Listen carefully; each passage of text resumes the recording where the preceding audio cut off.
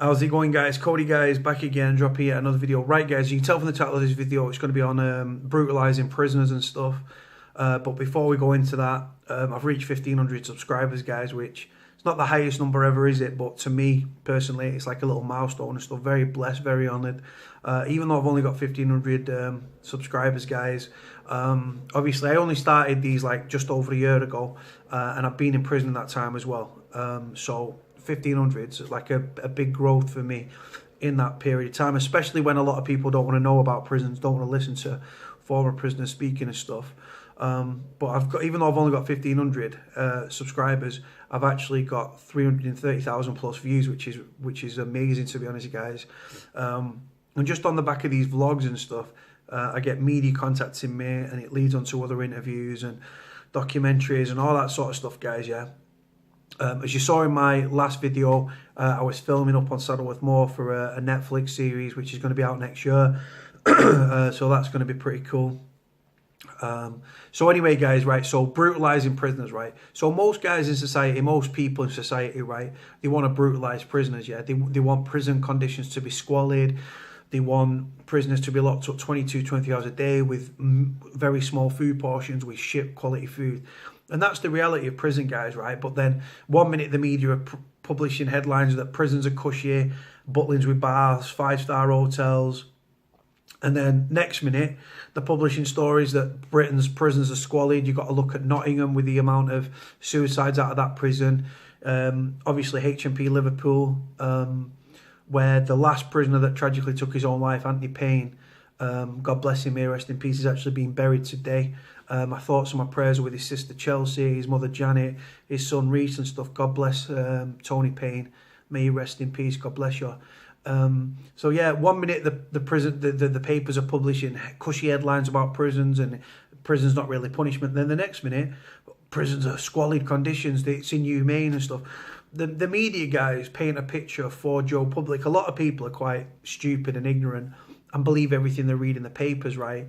And it's simply not true, guys, right? Yes, prisons are squalid, but the media can't be doing cushy headlines 1 week and then squalid prison conditions the next. It just doesn't total up. Anyway, guys, so for Joe Public that want to brutalize prisoners, guys, right, that doesn't aid rehabilitation, right? So these people that want to brutalize prisoners shouldn't complain if they become victims of crime, because prison simply doesn't work. Now, brutalizing prisoners, guys, right, how is that going to give the prisoner a sense of self-worth, a feeling that they belong in a civilized society? Simple, guys, it doesn't, right? And like I say, so brutalizing prisoners and stuff doesn't make them, all it succeeds in doing is making you more disenfranchised, more dehumanized, more demoralized, and more desensitized than when you enter the system, and more disenfranchised as well. And like I say, this is the reality. And with fewer police on the streets, guys, right, and reoffending costing the taxpayer like a whopping £15 billion a year, these people on the right side of the tracks, the do-gooders and the naysayers, right, that want to brutalise prisoners, you're actually making the problem worse. You're actually germinating the problem and stuff like that. And like I say, with fewer police on the streets and the fact that prison simply doesn't work, crime rates are soaring across the board. And with certain areas and certain, like Merseyside, for example, there was just a shooting there last night, the early hours of early hours of this morning. They've got to cut another £18 million to policing, right, by I think it's 2020, right? So we're seeing soaring crime rates. You've got prisoners leaving prison disenfranchised and angry at the system, right? And with fewer police on the streets, guys, people are going back to crime. And it makes the problem worse. So like I say, all these do-gooders and stuff on the right side of the tracks that are like, don't do the crime if you can't do the time, then your attitude's actually all wrong. You should come onto my side of the thinking and think, hold on, with a distinct lack of skills in this country and stuff, right, prisons should be doubling up as not mental health units, right, but they should be doubling up as educational places like schools, colleges and universities, right, where you get skills training and education. Every prisoner in the prison system deserves to be given skills training and education, so that when they leave prison, they actually stand a second chance in society. So much so that they can break the cycle of crime, get a decent paying job, pay tax back into the system, and have a sense of self-worth. I worked in prison, guys, for 7 days a week, right, for a whopping £11.25, guys, right? How is that supposed to give you a sense of self-worth? Simple. It doesn't. Every prisoner in the prison system should be given minimum wage. You can only spend so much on the canteen, depending on if you're on remand, what IEP status you're on. For those that don't know, IEP stands for incentives, privileges.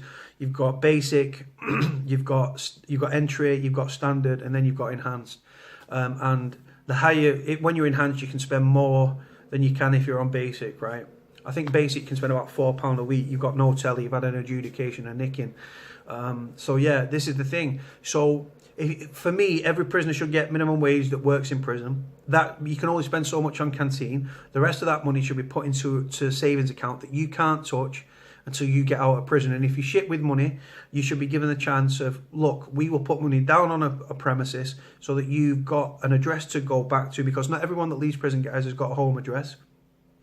And then this person has a foundation to work up from. They've got a roof over the head when they leave prison. They've got skills training and education. They can go back to work. They can get a job. They can pay tax back into the system. They can become, let me get my words out. They can become a civilized member of society. But unfortunately, guys, people don't listen to people like me. Like I say, brutalizing prisoners, guys, doesn't aid rehabilitation. If anything, it makes it go the other way. And in prison, guys, you can make a lot of criminal connections. So that when you get out of prison, you might have a friend. You might have made friends with people that are fraudsters. Like, listen, if you want to get into drug dealing, this is my boy's number. If you want some dodgy cigarettes, thousands of cartons of cigarettes, my guy will sort you out and stuff. I'll stand for it. You just pay me back when you sort it. You might get stolen credit card details and stuff off somebody that's on the out and stuff. So like I say, you make criminal connections, right? And with fewer police on the streets, guys, it's easier and easier to get away with crime. But like I say, I see all these naysayers and do-gooders that want to brutalise prisoners and stuff. That want prisoners to live in these horrific conditions, which they are living in. Prison's not a cushy place, guys, right? We focus on the good times. As people, as prisoners, we do the whole macho thing. But it's not a true reflection, guys, right? What it doesn't show, and what we don't do as prisoners, is we don't break down that macho bullshit and say, look, yeah, I contemplated suicide. Yes, I was on my ass. Yes, my head was all over. Yes, it affected me emotionally, psychologically. Do you know what I mean? We don't do that. We do the whole, yeah, prison's easy, mate. Yeah, you can have a laugh in prison, 100%, right? But the negatives, that's what I focus on. I don't do the whole macho thing, yeah. I'll give it you straight. I don't do all that macho bullshit. I say, yeah, I'm a big lad. I can handle my jail standing on my head. If I was to say to you that it didn't affect me, that it didn't chip bits off me, that it didn't affect me, that I didn't contemplate suicide and stuff, guys, simply put, I'd be lying. It affected me more than you'll ever know. And even now I'm on the out and stuff, and I'm a free man, trying to job hunt and stuff, people won't give me a job because of the ex-offender tag, yeah. What's the point in changing your criminal behaviour if no one will give you a chance to prove yourself in the outside world? It's almost like the system wants me to go back to jail, do you hear me? But so far, guys, I've stayed on a crimeless path, and I'm staying to that and stuff, but it's getting harder and harder where I'm actually contemplating going back to crime. But people that want to brutalise prisoners and stuff, I think it's a disgusting behaviour and attitude to have. Like I say, you're in prison. Prison's not there as a punishment. The punishment of prison, guys, is losing your liberty.